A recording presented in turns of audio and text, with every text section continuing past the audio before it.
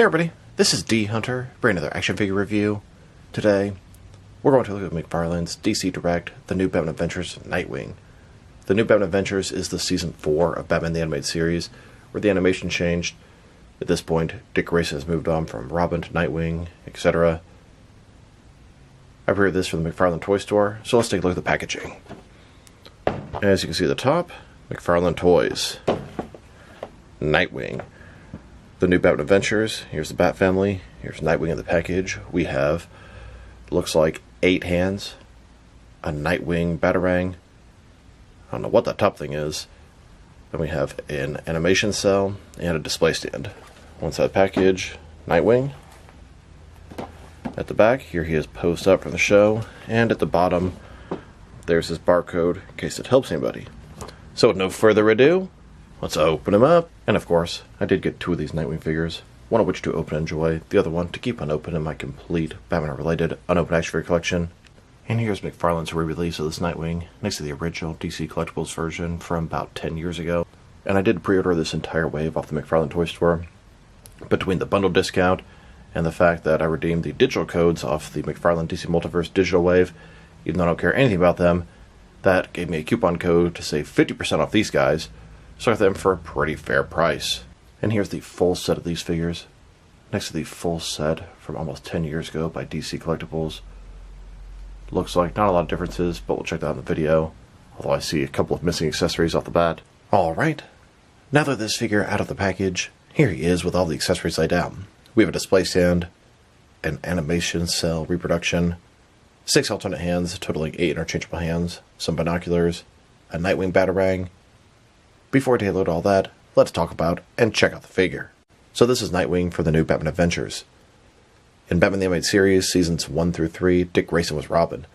But between Season 3 and 4, the New Batman Adventures, he left, became Nightwing, and became his own man. This is a 6-inch scale figure.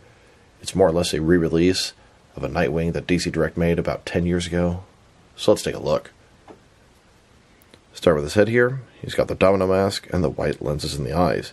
He has a sort of mullet look going on, and I like the way Nightwing looked in this, except I'm not really feeling the mullet. Let's go further down. He's got the Nightwing symbol sculpted on top of a pretty blank body. Single jointed elbows, single jointed knees, super thin legs. That's one thing I really don't like about some of these animated figures. They're very thin, and they almost feel very brittle, and their articulation is kind of weak. They're also definitely smaller than I'd like, but still, it's really cool to have this Nightwing in figure form. And a closer look at his face and head sculpt. The hair looks pretty accurate to the show, as does the domino mask. His mouth looks kind of weird. It's like a sort of half little frown thing going on. Pretty good from the profile side. And then here's the figure, broken down as far as he can go, with all of his removable parts detached. Now let's check out his accessories. Let's start off with the display stand. It comes in 3 separate pieces. When put together, it's going to look like this. We have the base, which says The New Batman Adventures. Then this post comes up, and there's a clamp at the top to hold your figure. And then we have this animation cell reproduction. It doesn't do much for me. It's just going to go into a pile, never to be seen again. You can see Nightwing's face here. The New Batman Adventures. On the back, there's a little cardboard thing you can pop out if you want to stand it up like a picture frame. Animation cell reproduction from Old Wounds, Season 2, Episode 5. Now, I don't understand why it says Season 2, Episode 5, because this is only one season of the New Batman Adventures, and that was Season 4 of Batman the Animated Series, so no idea where they came up with that season and episode number. Now let's look at his hands. He has a total of 8 of them, 4 right hands and 4 left hands. Here he is with his first pair of hands. These are his fists. Then, with his second pair of hands, this is a pair of gripping hands with a large grip. Here's his third pair of hands. This is also a pair of gripping hands with a smaller grip. And then his last pair of hands. This is another pair of gripping hands with a much smaller grip, probably to hold his Nightwing Batarang thing. Speaking of, here's his Nightwing Rang. It's kind of like a little bird, but it's probably sharp metal like a Batarang. Very bland, absolute no paint details on it, nor sculpting details. Here's Nightwing holding and getting ready to throw his batarang. And for his binoculars, they're very small. You can see a little bit of paint detail there. Those are going to be the lenses, and he's going to look out toward there. Here's Nightwing holding and looking through those binoculars. Now to check out the differences and similarities between McFarlane's new re-release of the new Batman Adventures Nightwing and the original DC Direct one from about 10 years ago. McFarlane's on the left, DC Direct on the right. Now it's 100% the same figure, same sculpt, same articulation. The main noticeable difference is the Nightwing symbol is a little bit lighter on the new release, a little bit darker on the old one. But honestly, if you look at them, look at the shoulders, it looks like the new one is a little bit shorter. I don't even see how that's possible unless they just scaled down a tad. I don't know why they would do that, it's already so small. So let's take a look. Looking at their faces, look pretty similar. The skin, it all looks about the same. The paint seems a little bit glossier on the new one, and that's not necessarily a good thing, but it's not horrible. Nightwing symbols, slightly different shade of blue. Everything else really looks to be the same. This just has a little bit more of a matte, flat black paint. This one a little bit glossier, but like I said, it's not that big of a deal, not that different.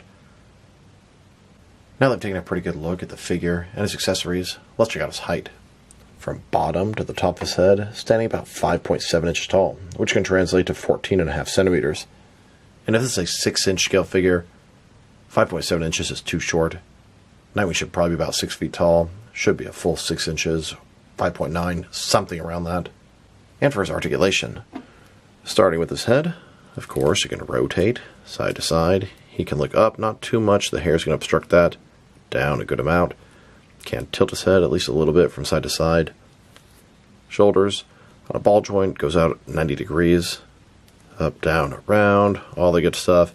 He has single jointed elbows, and they look really ugly, honestly. Depending on how you have it posed, it just looks really kind of hideous. But there's some cool things about it. It comes in a little bit more than 90 degrees. They did a pretty good job designing that. But it looks good like this, but it looks horrible like this. It does have a rotation in the elbow as well. His wrist can rotate, and it's going to be hinged. And his torso is one solid piece. Traditional waist swivel. His legs complete does splits, and my god, does that look bad when they're like this. Ugh, that is just hideous, disgusting. They go forward, about that far, back not much. Single jointed knees, no rotation, and then the ankles forward and back, tilt rock, no rotation. Here's Nightwing, standing on top of a rooftop of Gotham City. Now let's check him out, next to some other action figures, starting off with some of their DC Direct animated figures. Here's McFarlane's Nightwing, next to the original DC Direct one from almost a decade ago. Here's Nightwing, next to the Bat family from the new Batman Adventures, Batman, Nightwing, Robin, and Batgirl. This Robin is Tim Drake. And here he is, next to the Bat family from Batman the Animated Series. Batman, Robin, and Batgirl. This Robin is Dick Grayson, before he became Nightwing. Here he is, next to the rest of his wave. These are based off the new Batman Adventures. These are available everywhere that sells these type of figures, and they're not cel-shaded.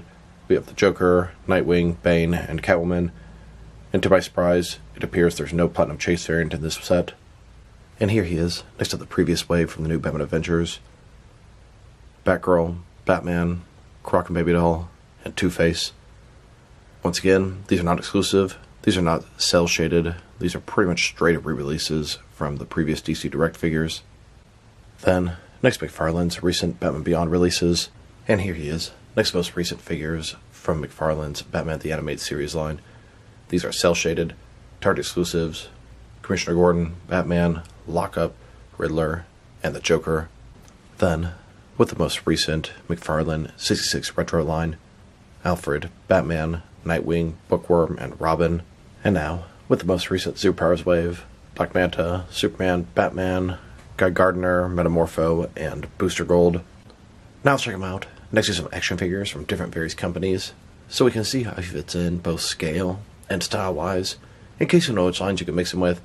Since he's a McFarlane DC Direct animated figure, they're typically the 6-inch scale.